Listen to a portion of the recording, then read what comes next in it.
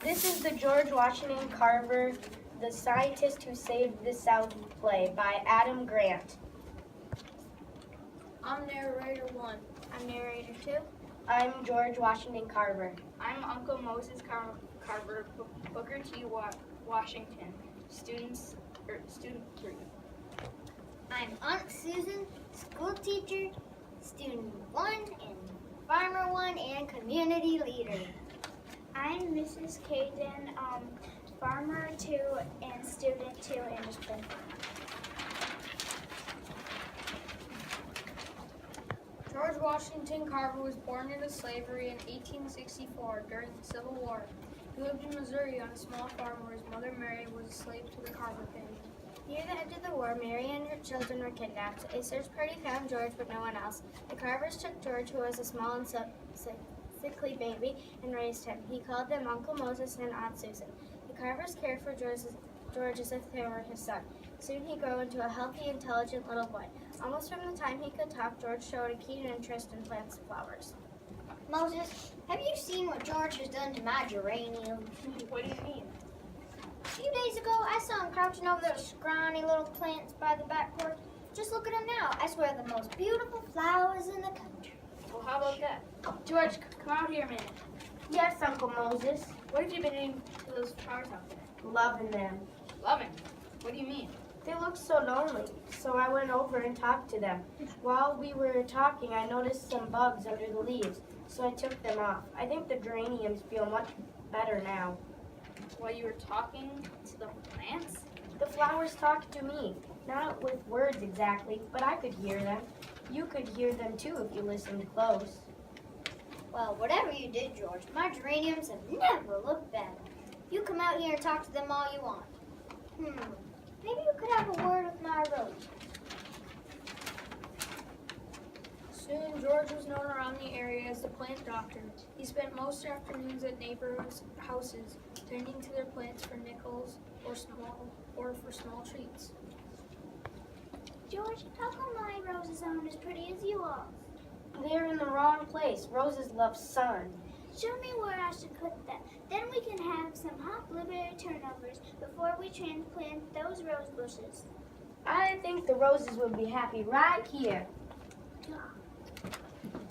George loved to spend time studying plants in the woods, learning all he could about them. He wished he could do nothing but learn all day long. When he saw the town school, George couldn't believe his eyes. He wanted to attend more than anything in the whole world.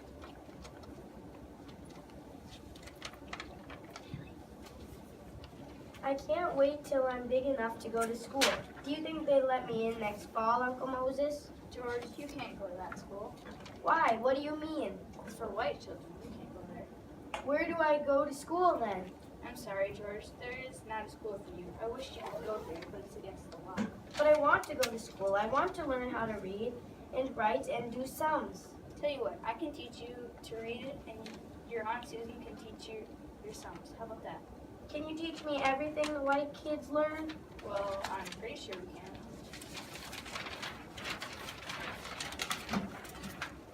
George couldn't understand why he couldn't attend the white school.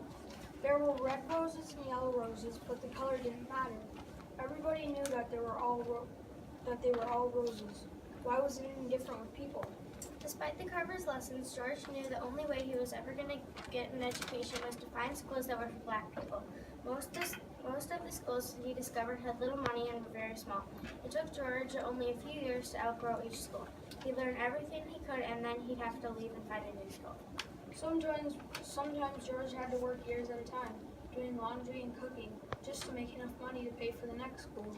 Sometimes when he went to a new town, the racial procedure was so strong that he would be chased out before he could even settle down.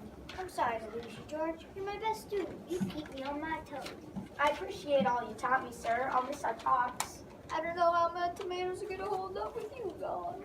Don't forget to stake them and they'll be fine.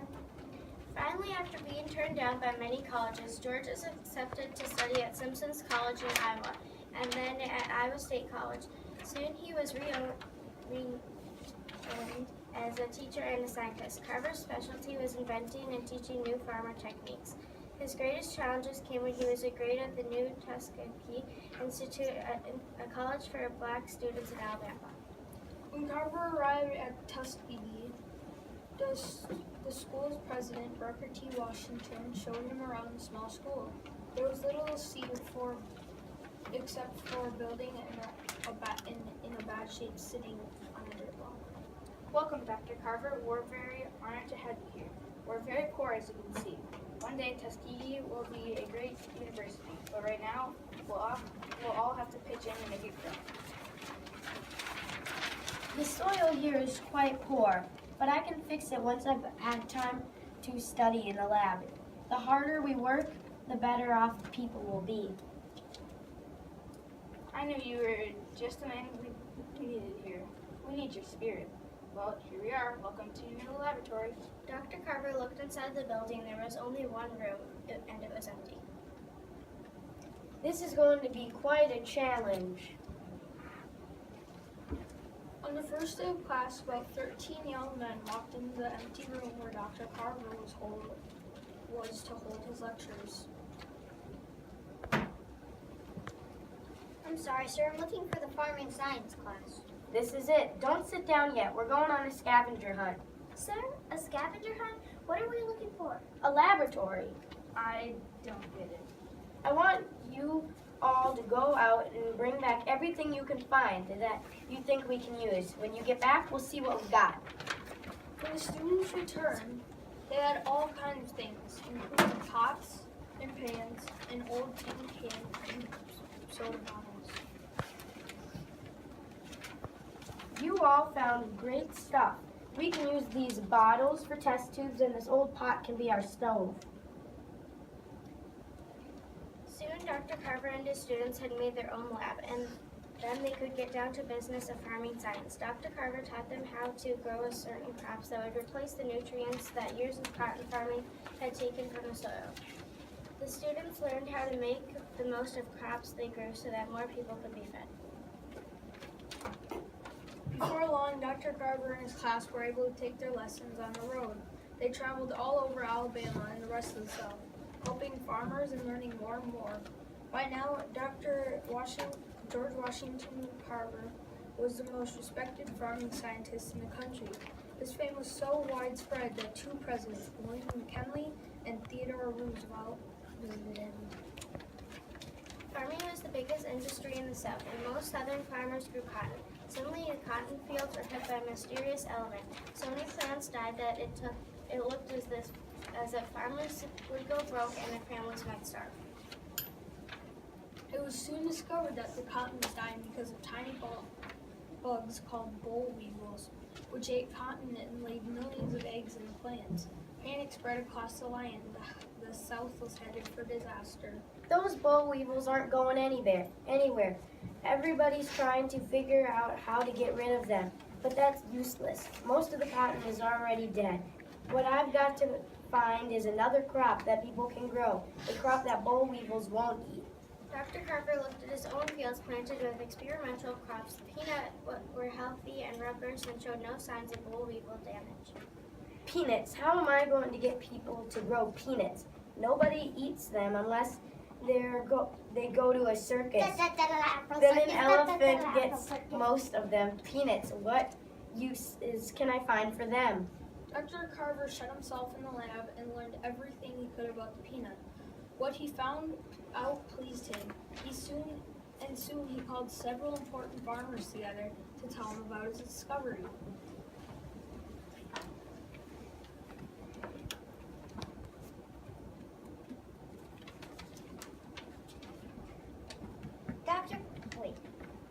Are you crazy? You expect some stupid nut to replace King Cotton? Can you wear them? No. Can you sit down and make a meal out of them? No. We sure can grow them, but who will sell them to? You can't sit down and eat cotton either. Peanuts aren't nuts. They're from a herb family. They're very nutritious. They may not be nuts, but you sure are. I'm not plowing my cotton under to make room for any peanuts. Dr. Carver knew that if he and the peanut were going to save the South, he was going to have to find many more ways to use and sell the new crop. He went back to his lab and worked for months. No one was allowed to visit him or see what he was working on. At last, Dr. Carver invited community leaders and farmers to speak to a special dinner to unveil his project. Welcome, welcome. Glad you all could come. I hope you all are hungry. I've prepared a very special meal for you. We have soup, chicken, ice cream, and cookies.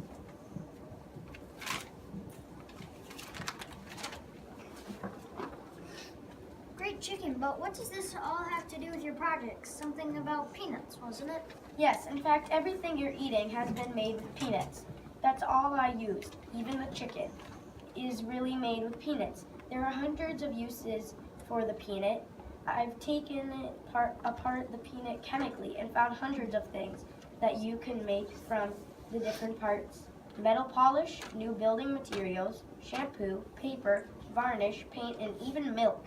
The peanut is going to create so much new business that you won't even miss the cotton. The soup? That's made out of peanuts too? What do you know? Now listen here, Dr. Carver. I know you're sold on peanuts, but Why aren't we eating something a boll weevil won't even touch? The best news for you, sir, is that the peanut plant is so good for the soil you can plant it year after year. Well, why didn't you say so? Pass the chicken. George Washington Carver had done it. He had used science to save the South. In later years, he went on to invent hundreds of other things and to enrich the lives of thousands of young people as a teacher. Dr. Carver was very old when he died. All over America, people mourned him. Carver had improved the world more than any other person in his generation. At the time when ignorance and misunderstanding created racism and cruelty in America, he used his enormous talents and strengths of character to better the lives of all.